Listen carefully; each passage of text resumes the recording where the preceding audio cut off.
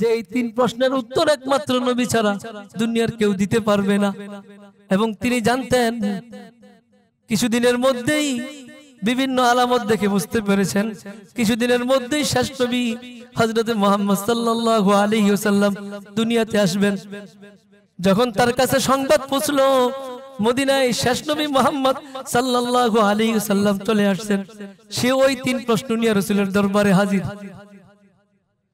তার দিলের মধ্যে আছে যদি এই তিন প্রশ্নের সমাধান দিতে পারে এই আগন্তুক লোক, তাহলে আমি তার ধর্ম গ্রহণ করব আনন্দ চিত্তে। আমার দিলের মধ্যে কোনো আর সন্দেহ থাকবে না এই লোক যে সর্বশেষ নবী। প্রশ্ন কয়টা? তিনটা প্রশ্ন। তিনি রাসূলের কাছে আসছেন, আয়েশা বলেন ইন্নী সাইলুকা আন সালাসিন লা ইয়ালামুহুন্না ইল্লা নাবিয়্যুন।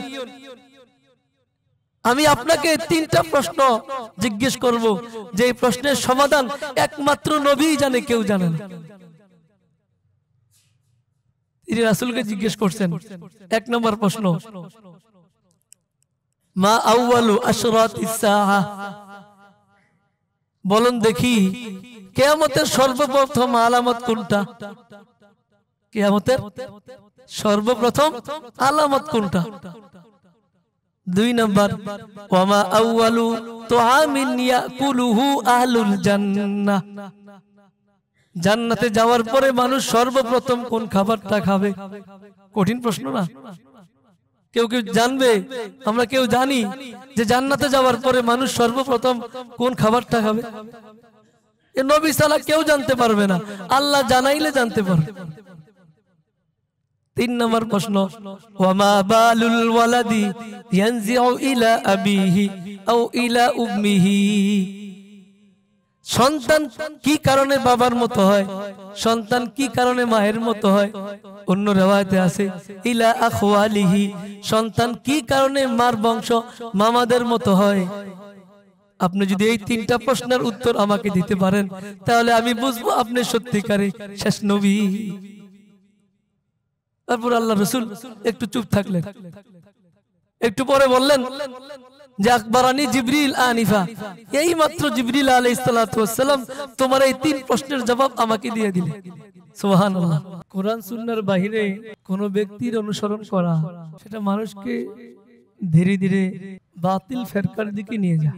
ওমা তৌফিক ইল্লা বিল্লাহ। আল্লাহ তাআলা দুনিয়াতে আমাদেরকে পাঠিয়েছেন আল্লাহ তাআলার ইবাদত বন্দেগী করার জন্য। আর আল্লাহ তাআলা আমাদেরকে দুনিয়াতে আল্লাহর সর্বশ্রেষ্ঠ মাখলুক বানাইছে। মুমিন হলো আল্লাহ পাকের সর্বশ্রেষ্ঠ মাখলুক। মানুষদের মধ্যেও অন্যান্য ধর্মাবলম্বীদের মধ্যেও মুমিন হলো সর্বশ্রেষ্ঠ মাখলুক, সর্বশ্রেষ্ঠ মানুষ। মুমিনের কিছু বৈশিষ্ট্য আছে, তার মধ্যে একটা বৈশিষ্ট্য হলো যে মুমিন কোন ধরনের শর্ত ছাড়াই আল্লাহ আল্লাহর রাসূলের আনুগত্য করে।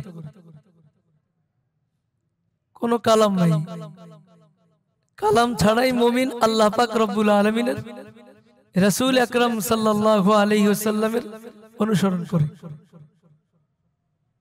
দুনিয়াতে এমন কোন মুমিন নাই যে মুমিন রাসূলের অনুসরণ করতে যায় কোন প্রশ্ন করে বসে।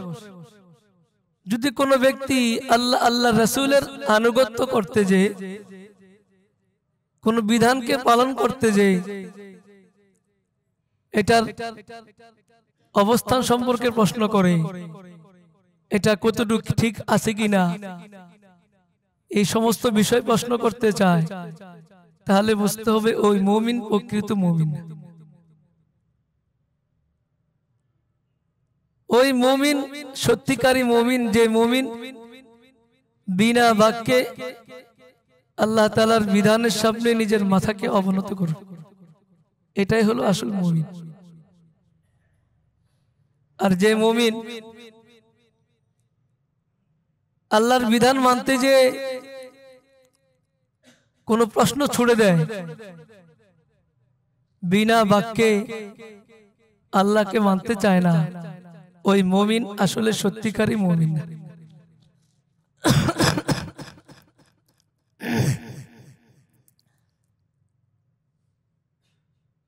হযরত আদম আলাইহিস সালাতু ওয়াস সালাম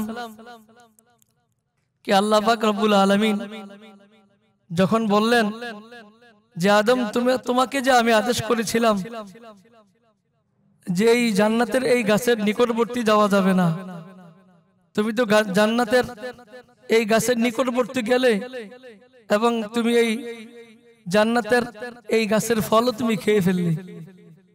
তখন কিন্তু হযরত আদম আলাইহিস সালাতু ওয়াস সালাম কোনো আল্লাহর সাথে পাল্টা কোনো জবাব দেন নাই।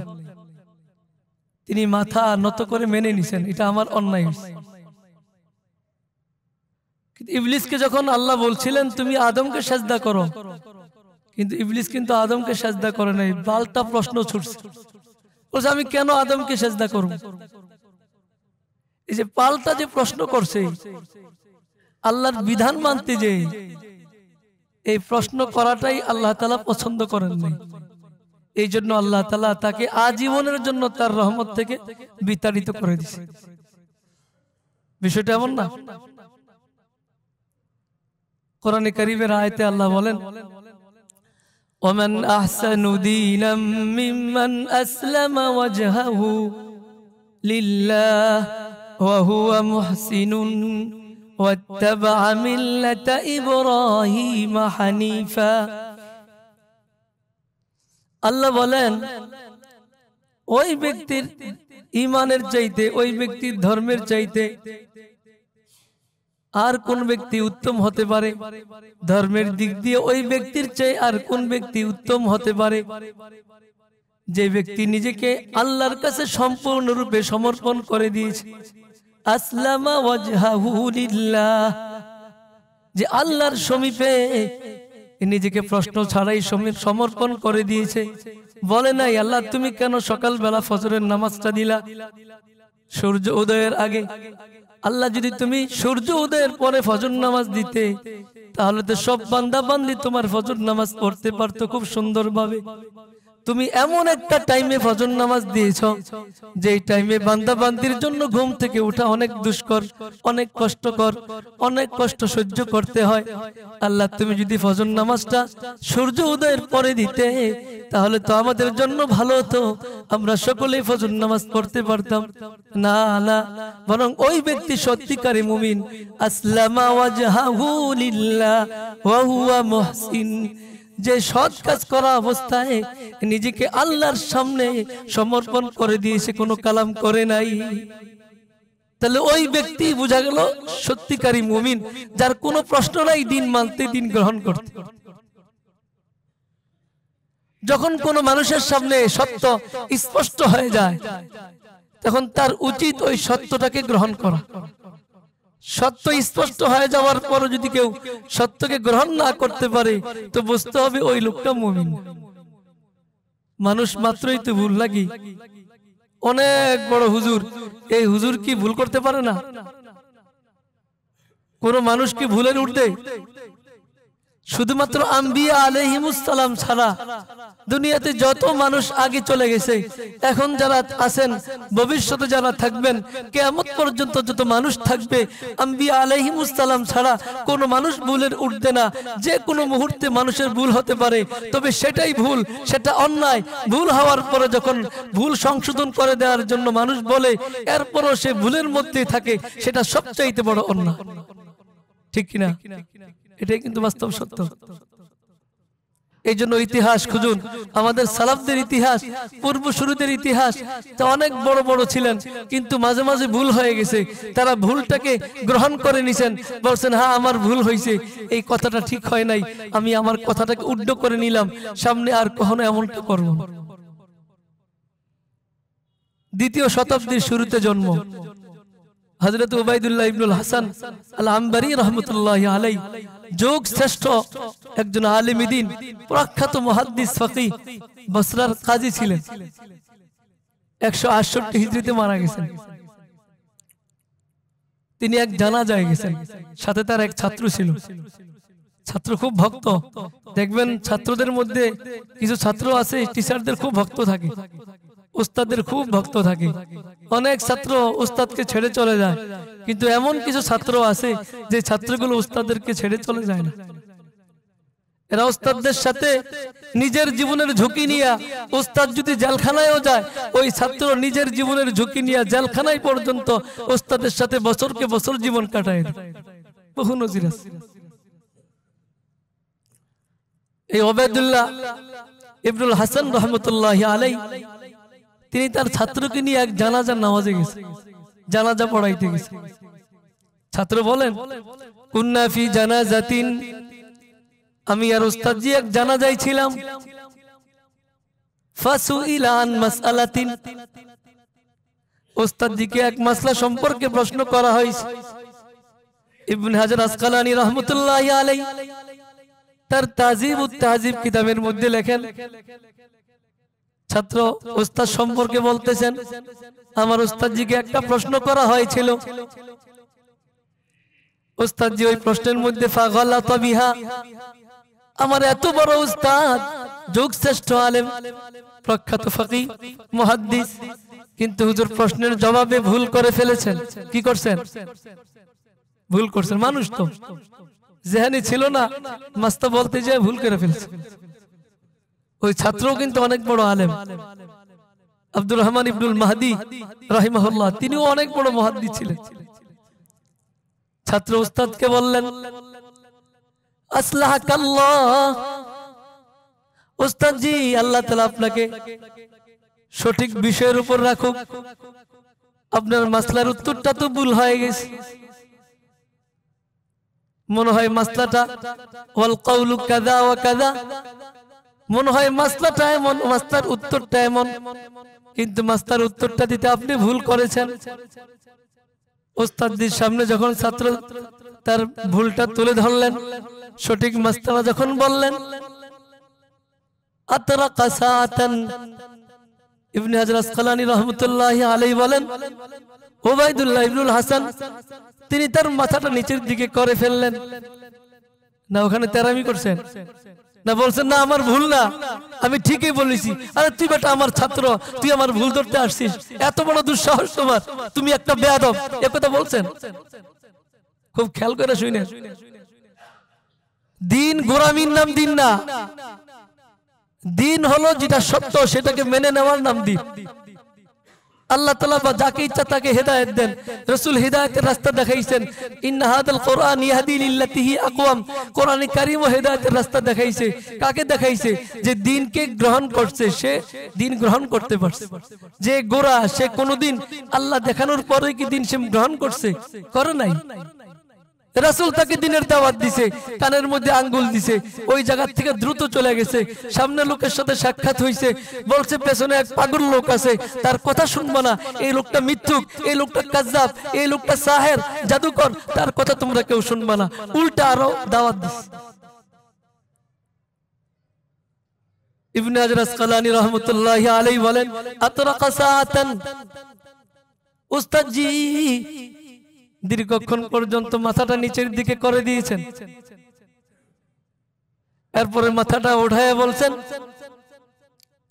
ও লোকেরা শোনো, আমার ছাত্র যে মাসলাটা বলেছে, উত্তর দিয়েছে, মাসলা কিন্তু সেটাই, আমারটা ভুল। এরপর তিনি এমন একটা চমৎকার কথা বলছেন যেটা কিয়ামত পর্যন্ত স্বর্ণাক্ষরে লেখা থাকবে। এই কথাটা শুনলে বুঝতে পারবেন আমাদের পূর্বসূরীরা কেমন ছিল, যাদের আমরা উত্তরসূরি। তারা তাদের সামনে যখন ভুল পড়তো তখন সেটাকে তারা গ্রহণ করতেন, এটা মেনে নিতেন, এটা আমার ভুল, এটাকে আমার ছাড়তে হবে। ওবায়দুল্লাহ ইবনুল হাসান তার ভুলটাকে মেনে নিছেন। এরপরে বলছেন, লান আকুনা জানাবান ফিল হাক্কি আহাব্বা ইলাইয়া মিন আন আকুনা সাদাতান ফিল বাতিলি রাসান ফিল বাতিলি। ওবায়দুল্লাহ ইবনুল হাসান বলেন, হকের মধ্যে আমার অনুগামী হয়ে থাকা, হকের রাস্তায় আমার অনুসারী হয়ে থাকা, আমির না হয়ে একজন অনুসারী হয়ে থাকা আমার কাছে অনেক উত্তম, বাতিলদের মধ্যে আমার নেতা হওয়ার চাইতে আমি চাই না বাতিল সম্প্রদায়ের নেতা হতে, বরং আমি চাই হকের সাথে থাকতে। যদিও হকের মধ্যে আমাকে নেতার আসনে আসন না করাক, আমাকে শুধু অনুগামী হিসাবে রাখুক, আমি এরপরও আমার কাছে মনে হয়, আমার কাছে এটা ইয়াকিন যে হকের মধ্যে আমি একজন অনুগামী হয়ে থাকব, এটাই আমার কাছে সবচাইতে শ্রেষ্ঠ একজন বাতিল সম্প্রদায়ের নেতা হওয়ার চাইতে। কত দামি কথা দেখছেন? হক এত দামি জিনিস, হকের সাথে লেগে থাকাটাই অনেক বড় জিনিস। তাহলে হক যখন আমার সামনে স্পষ্ট হবে, মুমিনের সামনে যখন হক স্পষ্ট হবে, একজন মুমিনের ঈমানি দায়িত্ব, একজন মুমিনের নৈতিক দায়িত্ব যে মুমিন তার ভুলটাকে শুধরে নিয়ে হকটাকে গ্রহণ করবে। এটাই মুমিনের উল্লেখযোগ্য বড় একটা সিফত। এটাই আল্লাহ কোরআনে কারীমের মধ্যে বলছেন। শুধু কি তাই বলছেন আল্লাহ?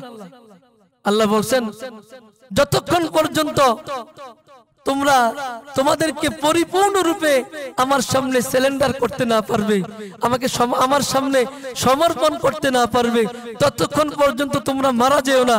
যদি আমার সামনে সমর্পণ করার আগে মারা যাও তো বুঝা নাই কবরে কি পরিমাণ শাস্তি হবে।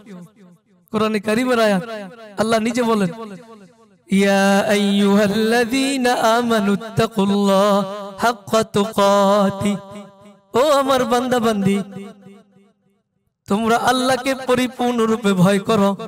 আমানুত্তাকুল্লাহ হাক্কা তুকাতি, যতটুকু ভয় করার পরিপূর্ণ আল্লাহকে ভয় করো। ওয়ালা তামুতুন্না ইল্লা ওয়া আনতুম মুসলিমুন, তোমরা পরিপূর্ণ আমার সামনে নিজেকে সমর্পণ করার আগে তোমরা মৃত্যুবরণ করো না। যতক্ষণ পর্যন্ত তোমরা নিজেদেরকে আমার সামনে সমর্পণ না করতে পারবে ততক্ষণ পর্যন্ত মারা যেও না। যদি এর আগে মারা যাও তো বুঝে নিও কবরে কি পরিমাণ শাস্তি হবে সেটা তুমি কল্পনাও করতে পারবে। সাহাবীর ওয়াকিয়া, বুখারী শরীফের হাদিস 3938 নম্বর হাদিস। হযরত আনাস ইবনে মালিক রাদিয়াল্লাহু তাআলা আনহু সূত্রে বর্ণিত, রাসূলের খাদেম 10 বছরের খাদেম, তিনি হাদিস বর্ণনা করেন এক ইহুদিদের বড় আলেম সম্পর্কে। কার সম্পর্কে? ইহুদিদের বড় আলেম। রাসূল যখন মদিনায় গেছেন, পুরা মদিনা রাজত্ব করত কারা?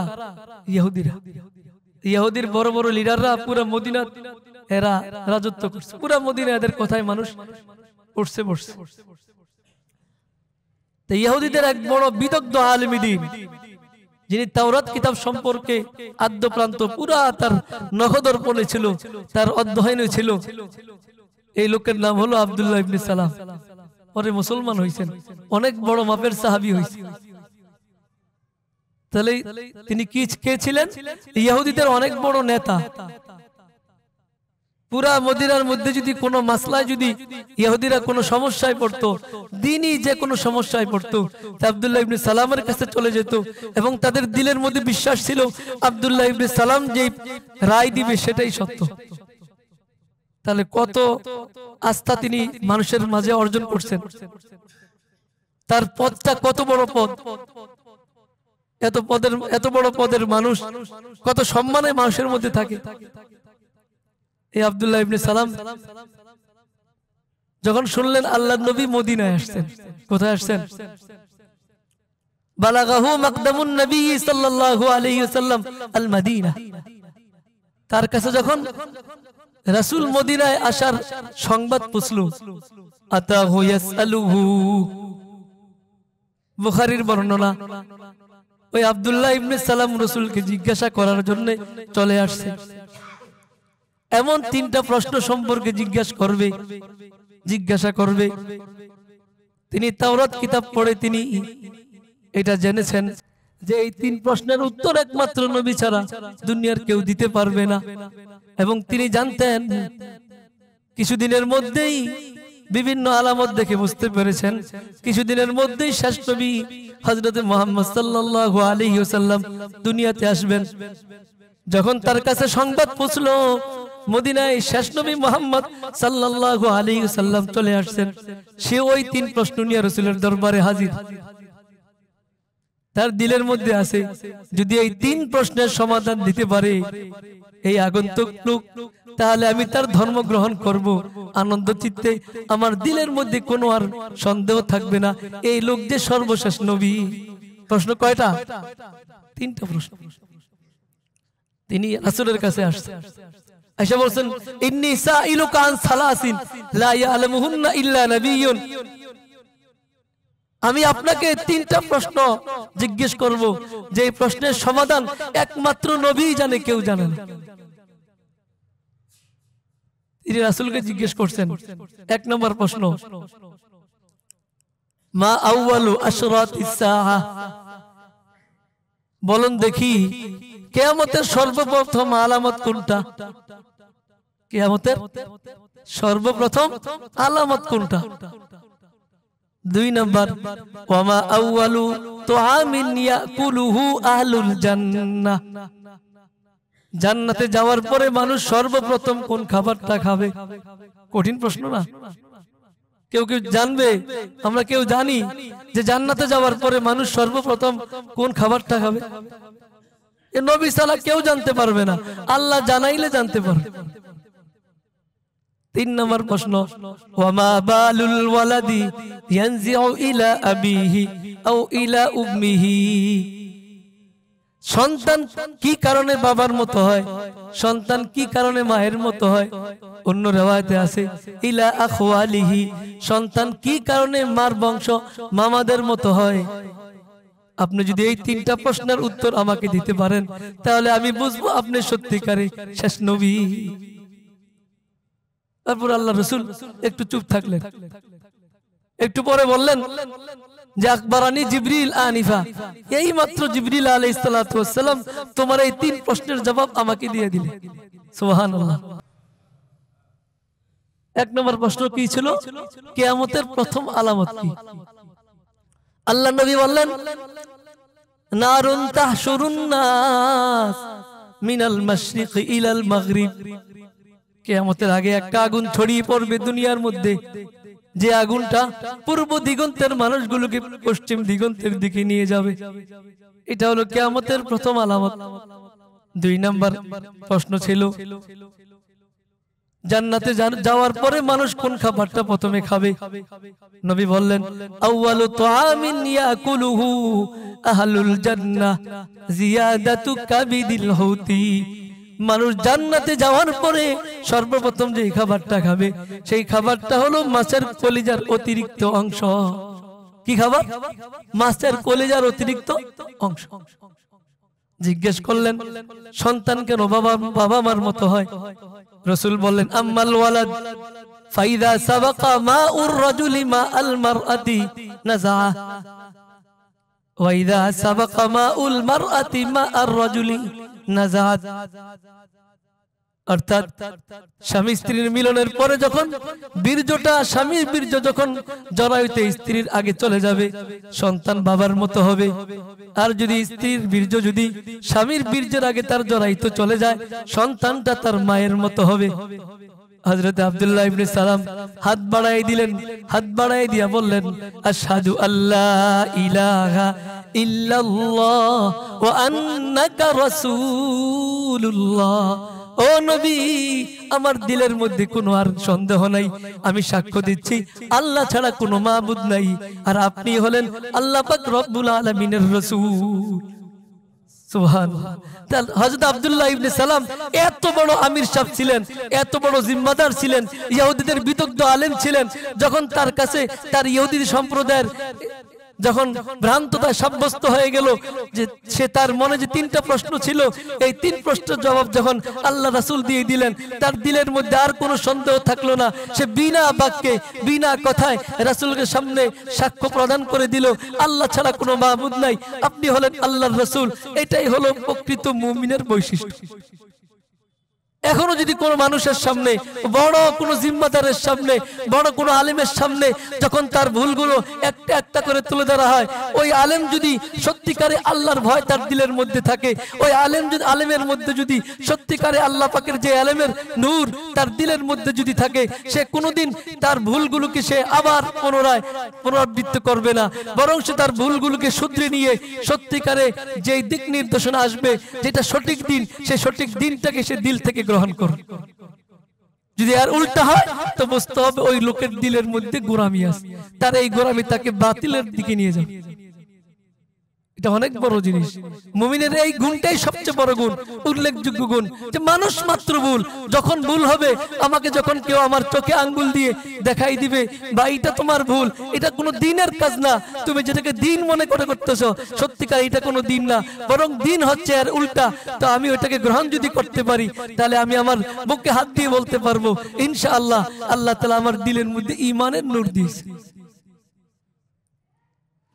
আল্লাহ নবী হাদিসের মধ্যে বলছেন, মান আমিলা আমালান লাইসা আলাইহি আমরুনা ফাহুয়া রাদ্দ। কেউ যদি কোনো আমল করে আর ওই আমলটা আমাদের উপরে, আমাদের দ্বীনের মধ্যে না থাকে, তাহলে সেটা প্রত্যাখ্যাত।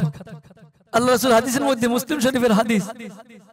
তাহলে এমন কোন আমল, এমন কোন বক্তব্য যদি আমার থেকে প্রকাশ পায়, বা যে কোনো আলেম থেকে যদি প্রকাশ পায়, যে কোনো মানুষ থেকে যদি প্রকাশ পায়, সেটা যদি কোরআন সুন্নাহ বিরোধী হয়, সেটা যদি উলামায়ে কেরাম বলেন এটা বাতিল, এটা ভুল, তাহলে অবশ্যই সেটা প্রত্যাখ্যাত, সেটাকে গ্রহণ করা যাবে, সেটা বাতিল। বরং উল্টা দেখা যায় কি, কিছু মানুষের বেলায় দেখা যায় যাদের থেকে আল্লাহ তাআলা হেদায়েত ছিনিয়ে নিয়েছেন, যাদের হেদায়েত কবুল করার মাদ্দা যোগ্যতাই নষ্ট হয়ে যাচ্ছে, বরং এদের মধ্যে দেখা যায়, বিশেষ করে মুনাফিকদের মধ্যে দেখা যায়, এরা কি করে, নিজের ভুলটাকে আঁকড়ে ধরে আবার ওই ভুলের দিকে মানুষকে উল্টা দাওয়াত দেয়। মানুষকে কি করে, উল্টা দাওয়াত দেয়, মানুষকে উল্টা তাশকিল করে, মানুষকে বলে দেখো আমারটাই ঠিক, আর যারা আমারটা ভুল বলতেছে তুমি চিন্তা করে গবেষণা করে দেখো ওরটা ঠিক না, বরং আমারটা বর্তমান জামানার সাথে সঙ্গতিপূর্ণ, আমারটা আধুনিক কালের সাথে মিলে, আর যারা এর উল্টা বলতেছে এটা হলো সেই 1400 বছর আগের ইসলামের সাথে মিলে। নাউজুবিল্লাহ। বিষয়টা এমন হইতেছে দুনিয়ার মধ্যে। তাহলে কারোর সামনে যখন হক স্পষ্ট হয়ে যায়, সে যদি গ্রহণ না করে, তো বুঝতে হবে সে পরিপূর্ণ মুমিন না, তার দিল থেকে ঈমান বিদায় নিতে শুরু করছে। কোরআনে কারীমের মধ্যে আল্লাহ বলেন, ওয়ামান ইয়াবতাগি গায়রাল ইসলামি দীনান ফালান ইউকবালা মিন ওয়া হুয়া ফিল আখিরাতি মিনাল খাসিরিন। আল্লাহ বলেন, ওয়ামান ইয়াবতাগি গায়রাল ইসলামি দীনা, যে গায়রে ইসলামকে, ইসলাম ছাড়া অন্য কোন জিনিসকে ধর্ম হিসাবে তালাশ করে, দ্বীন হিসাবে তালাশ করে, যেটা কোরআন হাদিসের মধ্যে নাই, ইসলামের মধ্যে নাই, অনইসলামিক বিষয়কে যখন কেউ দ্বীন হিসাবে তালাশ করে, আল্লাহ বলেন ফালা ইউকবালা মিনহু, তার ওই জিনিসটাকে গ্রহণ করা যাবে না, কিছুতেই সেটা কবুল করা যাবে না, সেটাকে উম্মতের সামনে পেশ করা যাবে না। হুয়া ফিল আখিরাতি মিনাল খাসিরিন।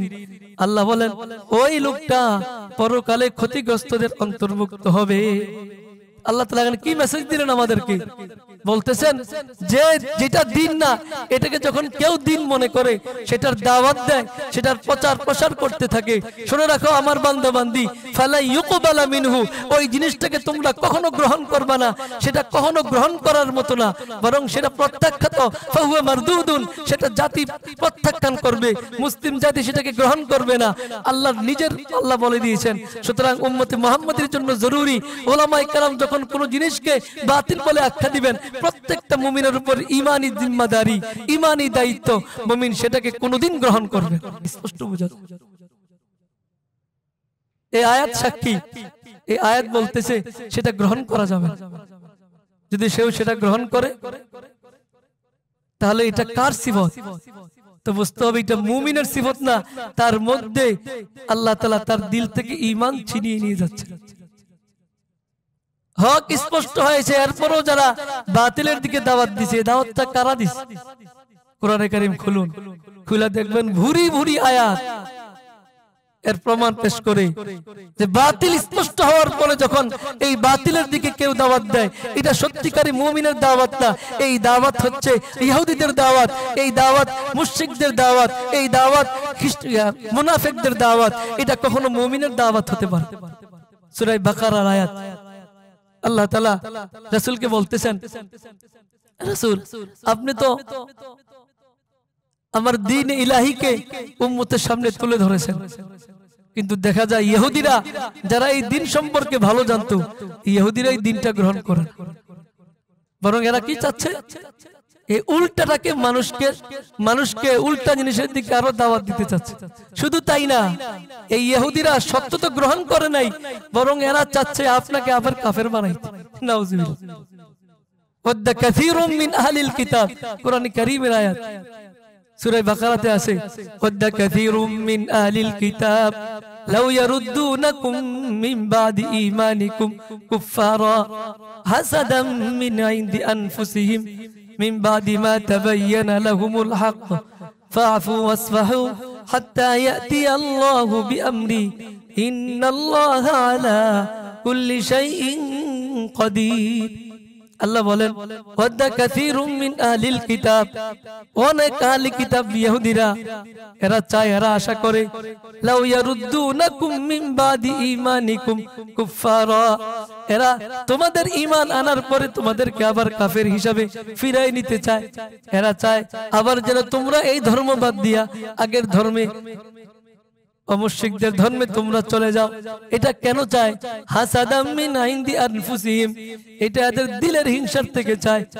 মিন বাদি মা তাবায়্যানা লাহুমুল হক, এদের সামনে হক স্পষ্ট হওয়ার পরেও এরা এই জিনিসটা চাচ্ছে।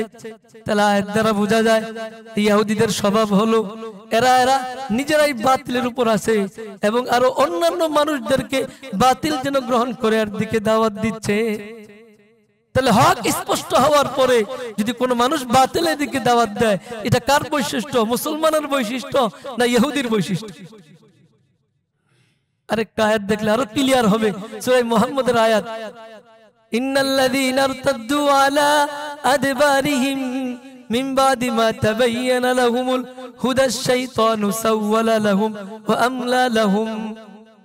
ইন্নাল্লাযীনা ইরতাদ্দু আলা আদবারিহিম, যারা ঈমান আনার পরও আবার মুরতাদ হয়ে গেছে, মিন বাদি মা তাবায়্যানা লাহুমুল হুদা, এদের সামনে হিদায়াত স্পষ্ট হওয়ার পরে, হিদায়াত স্পষ্ট হওয়ার পরেও যারা আল্লাহর দ্বীনকে বাদ দিয়ে দেয়, এর দিকে দাওয়াত দেয়, সাওয়ালা লাহুমুশ শাইতান, এদের সামনে ইসলাম ধর্মটাকে বাদ দিয়ে খারাপটাকে এদের সামনে সুন্দর করে তুলে ধরেছে শয়তান। তাহলে এর দ্বারা বোঝা যায় যারা ঈমান আনার পর ঈমান বাদ দিয়ে দেয়, এরপরে আবার মুশরিক এবং এর দিকে মানুষকে দাওয়াত দিতে থাকে, এটা আসলে মুশরিকের কাজ, এটা মুমিনের কাজ নয়। তাহলে হক স্পষ্ট হওয়ার পরে মুমিন কি করবে?